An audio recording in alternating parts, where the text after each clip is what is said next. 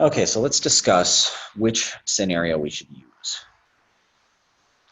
In general, graphing, I don't recommend it.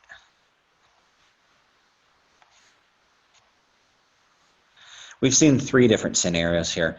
Graphing, as I said before with my example, it's if you're trying to read off where two lines intersect on a graph, it's kind of sketchy. It's hard to tell if it actually lies where you think it is or if it might be slightly off. Similarly, it might be difficult to tell if the two lines are parallel just based on the graph.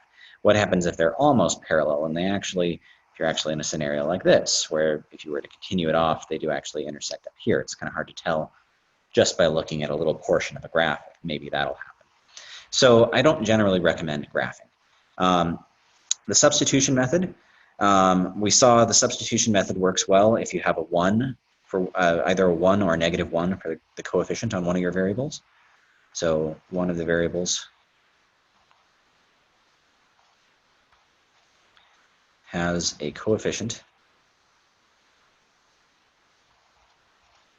of 1 or -1, because that means we could solve that equation for that variable quite easily and not have fractions showing up.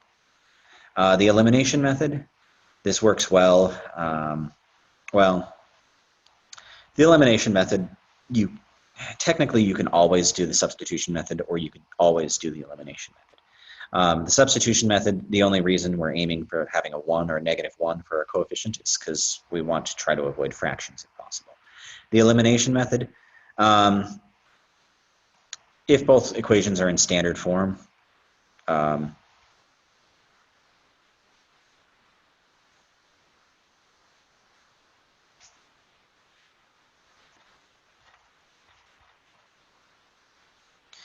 then the elimination method tends to come very naturally. But, equations are fairly easy to put into standard form. So the elimination method can work. It can be quite nice. The substitution method, if you're in a situation where you can solve for one of the variables fairly easily, or if it's already solved for, if one of the equations is already solved for a variable, then definitely use the substitution method.